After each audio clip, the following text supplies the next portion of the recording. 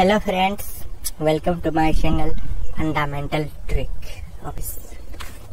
स्वागत करता हूं। तो आज हम बात करेंगे भौतिकी यानी फिजिक्स के कुछ बहुत महत्वपूर्ण करंट अफेयर्स के बारे में। साथ ही उनसे जुड़े जितने भी इंपॉर्टेंट फैक्ट या प्रश्न बन सकते हैं उसे भी हम लोग कवर करेंगे। अगर आप लोग आने वाले एग्जाम के लिए प्रिपेयर हैं तो आप लोग अपना प्रिपरेशन को जांच भी सकते हैं कि आउट ऑफ 25 क्वेश्चन अगर आप लोगों ने 20+ क्वेश्चन सही किए तो आप आने वाले एग्जाम के लिए तैयार हैं। सो क्या आप तैयार हैं दोस्तों? चलिए शुरू करते हैं। आज का पहला प्रश्न है कि निम्नलिखित में से उस डिवाइस को क्या कहते हैं जो एसी को डीसी में कन्वर्ट करता है या तो परिवर्तित करता है। तो सही उत्तर है कि एसी को डीसी में परिवर्तित करने का काम करती है दृष्टिकारी, यानी जिसे रेक्टिफायर कहा जाता है।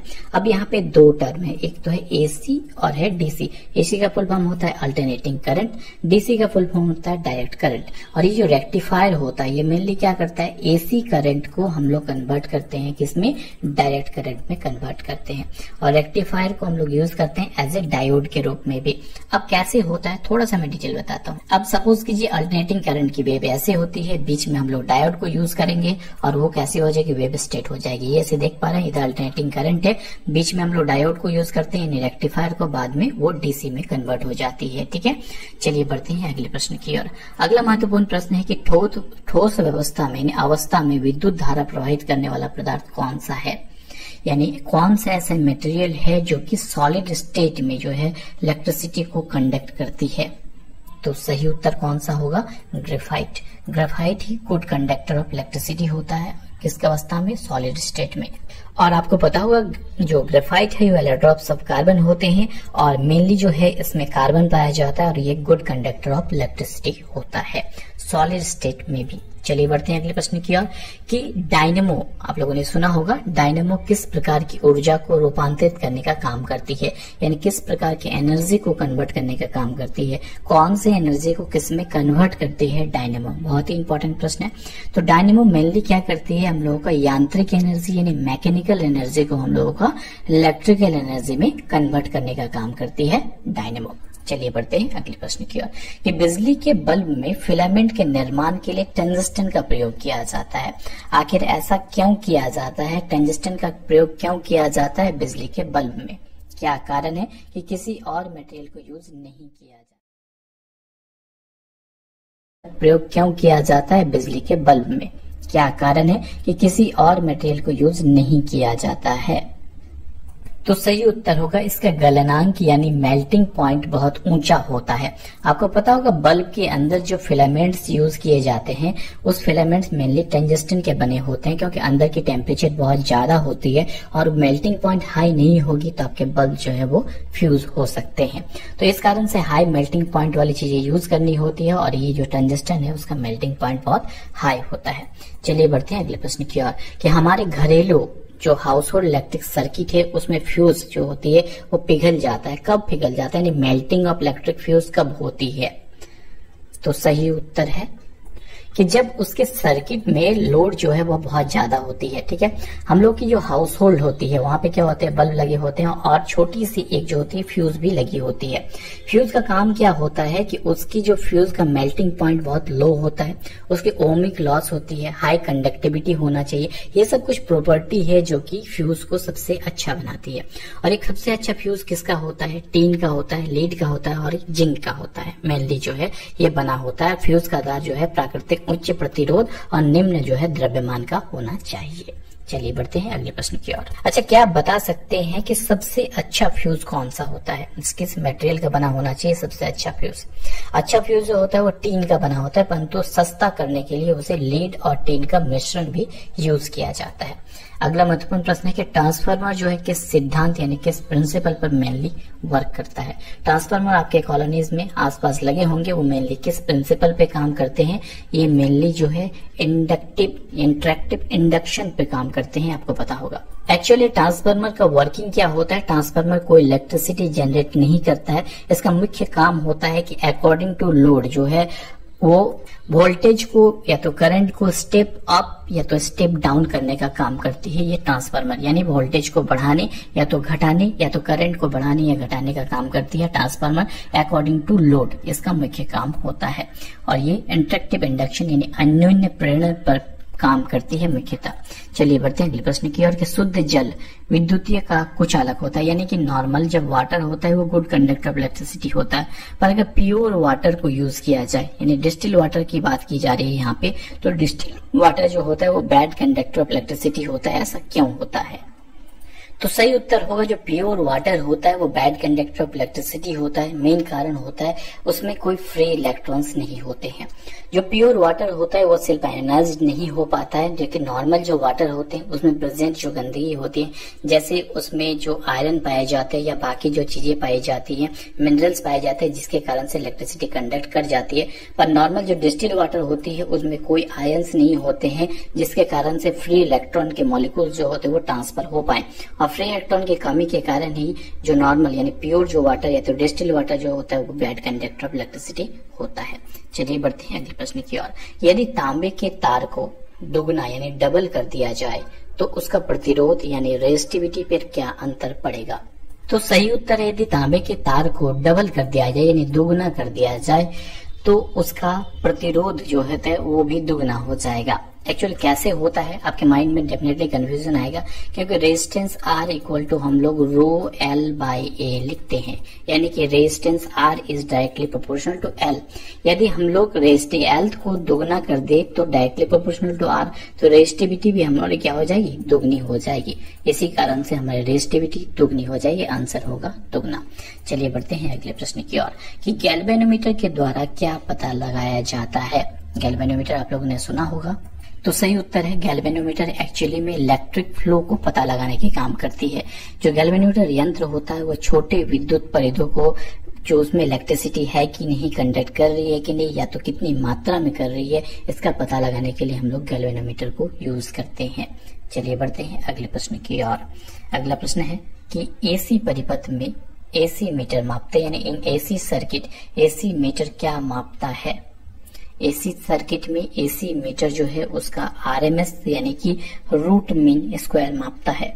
आपको बता दूं आरएमएस का फुल फॉर्म है रूट मीन स्क्वायर। चलिए बढ़ते हैं अगले प्रश्न की ओर कि ल्यूमेन किसकी इकाई है? ल्यूमेन के बारे में आप लोगों ने सुना होगा, तो सही उत्तर है ल्यूमेन जो है ज्योति फ्लक्स का जो है यूनिट होता है। ठीक है, ज्योति फ्लक्स का यूनिट जो होता है वो ल्यूमेन होता है। चलिए बढ़ते हैं अगले प्रश्न की ओर कि निम्नलिखित में से ऊष्मा का अच्छा चालक लेकिन विद्युत का खराब चालक कौन सा होता है? यानी ऐसा कौन सा मटेरियल है जो कि गुड कंडक्टर ऑफ हीट तो होता है but bad conductor of electricity होता है? तो सही उत्तर है वो है अभ्रक यानी माइका। एकमात्र होता है जो कि गुड कंडक्टर ऑफ हीट होता है लेकिन बैड कंडक्टर ऑफ इलेक्ट्रिसिटी होता है। चलिए बढ़ते हैं अगले प्रश्न की ओर कि सौर कोशिकाएं किस सिद्धांत पे काम करती है? यानी सोलर सेल जो है मेनली किस प्रिंसिपल पर काम करती है? तो सोलर सेल यानी सोलर प्लेट पे जो सोलर सेल लगे होते हैं मेनली जो होता है वो वोल्टेक इफेक्ट पे काम करती है, मेनली वोल्टेक इफेक्ट पे काम करती है। अगला प्रश्न है कि टेस्ला जो है यूनिट ऑफ मैग्नेटिक माने किसकी यूनिट होती है टेस्ला? तो सही उत्तर है कि मैग्नेटिक एरिया मैग्नेटिक क्षेत्र का यूनिट होता है कौन? टेस्ला। या तो मैग्नेटिक फील्ड भी कह सकते हैं, मैग्नेटिक फील्ड का यूनिट होता है कौन? टेस्ला। अगला प्रश्न है कि लक्स जो होती है वो किसकी यूनिट होती है? मेनली लक्स जो होता है वो ल्यूमिनस इंटेंसिटी की यूनिट होती है। लक्स किसकी? ल्यूमिनस इंटेंसिटी यानी प्रदीप्त की यूनिट होती है लक्स। अगला प्रश्न है कि फ्लेमिंग के दाएं हाथ की नियम यानी फ्लेमिंग की राइट हैंड की जो रूल होती है वो क्या फाइंड आउट करने के लिए यूज होती है? तो सही उत्तर है Fleming's right hand rule mainly जो है इंडक्ट करंट यानी इंड्यूस्ड करंट किस डायरेक्शन में हो रही है उसको फाइंड आउट करने के लिए हम लोग फ्लेमिंग्स के राइट हैंड रूल का यूज करते हैं। मेनली जो है चुंबकीय क्षेत्र यानी जो इलेक्ट्रिक फील्ड में किस जो इंड्यूस्ड करंट होती है उसका डायरेक्शन का पता लगाने के लिए हम लोग फ्लेमिंग राइट हैंड रूल का यूज करते हैं। अगला प्रश्न है कि विद्युत शक्ति यानी इलेक्ट्रिक पावर की यूनिट क्या होती है? तो वेरी इजी है, वाट होती है इलेक्ट्रिक पावर की यूनिट। और वाट क्या होती है कि कितनी इलेक्ट्रिसिटी जो होती है वो फ्लो कर रही है, इसको डिनोट करता है वाट।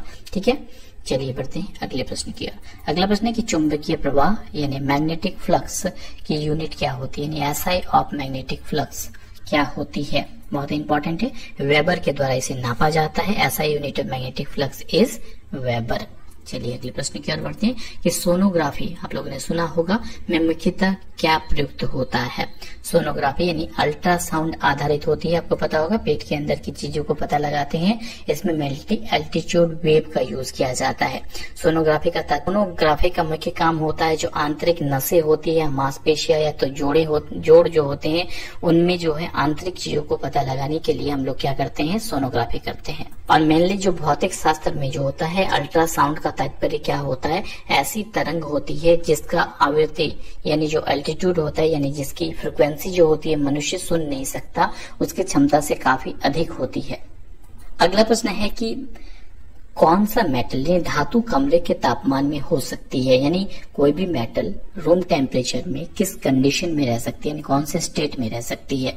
तो सही उत्तर या तो वो सॉलिड स्टेट में रह सकती है या तो लिक्विड स्टेट में रह सकती है। डेफिनेटली आपके मन में आएगा कि सर कोई मेटल लिक्विड स्टेट में रूम पे कैसे रहती है, तो आप लोगों ने देखा होगा मरकरी एक मेटल है और ये लिक्विड स्टेट में रहती है रूम टेम्परेचर पर। अगला प्रश्न है कि बिजली के हीटर में कौन सी सामग्री प्रयोग की जाती है। बिजली के हीटर में आप लोगों ने कॉइल देखा होगा, वो कॉइल किससे बनी होती है, मेनली वो नाइक्रोम से बनी होती है। क्या है, नाइक्रोम मेटल से बनी होती है। चलिए बढ़ते हैं अगले प्रश्न की ओर कि हीरा जो होता है विद्युतीय प्रभावित नहीं करता है। हीरा भी कार्बन का एलोट्रॉप है, वो विद्युत प्रवाह नहीं करता है, जबकि एक और एलोट्रॉप है ग्रेफाइट, वो विद्युत प्रवाह करता है यानी गुड कंडक्टर ऑफ इलेक्ट्रिसिटी होता है। ऐसा किस कारण से होता है, तो सही उत्तर है कि हीरा के अंदर जो है कोई फ्री इलेक्ट्रॉन नहीं होता है। इलेक्ट्रिसिटी कंडक्ट करने के लिए मेन चीज होता है फ्री इलेक्ट्रॉन। फ्री इलेक्ट्रॉन के कारण ही जो होता है इलेक्ट्रॉन्स जो होते हैं वो फ्लो करते हैं, और हीरा में जो होता है वो फ्री इलेक्ट्रॉन्स होते नहीं है, जिसके कारण से वो इलेक्ट्रिसिटी को कंडक्ट नहीं करती है। अगला प्रश्न है कि जल विद्युत केंद्र में टरबाइन किससे चलती है, यानी कि जो हम लोग इलेक्ट्रिसिटी उत्पन्न करते हैं, 2-3 तरह से इलेक्ट्रिसिटी हम लोग उत्पन्न करते हैं, मेनली बहुत तरह से उत्पन्न करते हैं, बट क्या होता है हम लोगों का थर्मल पावर होता है जिसमें हम लोग क्या करते हैं, कोयले से इलेक्ट्रिसिटी उत्पन्न करते हैं। दूसरा होता है हाइड्रो पावर। हाइड्रो पावर में क्या होता है, जल से, यानी कैसे भी हम लोग को टरबाइन को रोटेट करना होता है, टरबाइन के रोटेट करने से ही तो इलेक्ट्रिसिटी उत्पन्न होती है। मेनली पानी के बहाव से हम लोग टरबाइन को रोटेट करते हैं और उससे इलेक्ट्रिसिटी को उत्पन्न करते हैं। अगला प्रश्न है कि विद्युत चुंबक यानी इलेक्ट्रोमैग्नेट मेनली किससे बना होता है, तो सही उत्तर है इलेक्ट्रोमैग्नेट जो होता है वो मेनली नरम लोहा यानी सॉफ्ट आयरन से बना होता है। इसकी प्रॉपर्टी क्या होती है, ये अपने चुंबकत्व के गुण को आसानी से खो देने की विशेषता से युक्त होता है, ठीक है।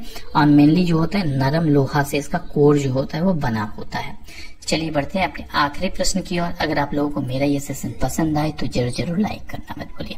अब आपके लिए आज का क्विज का प्रश्न है, क्या आप बता सकते हैं कि निम्नलिखित में से कौन सा अच्छा विद्युत चालक है यानी गुड कंडक्टर ऑफ इलेक्ट्रिसिटी है। ग्रेफाइट, हीरा यानी कि डायमंड, पीट जो कि कोयले की एक प्रजाति है, और लकड़ी या कोयला, इनमें से गुड कंडक्टर ऑफ इलेक्ट्रिसिटी कौन है आपको बताना है, और क्या कारण है उसके गुड कंडक्टर ऑफ इलेक्ट्रिसिटी होने का, ये भी आप मुझे कमेंट बॉक्स पर कमेंट कर सकते हैं। तो दोस्तों आज के लिए इतना ही, मैं जल्द ही लौटूंगा नई वीडियो नई नॉलेज के साथ, और हर शाम आपको करंट अफेयर्स के या तो जीके जीएस के क्वेश्चंस मिलते हैं, तो मेरे साथ जुड़ना मत भूलिए ताकि सबसे पहले मेरे वीडियोस आप तक पहुंच पाए। Thanks for watching video. जय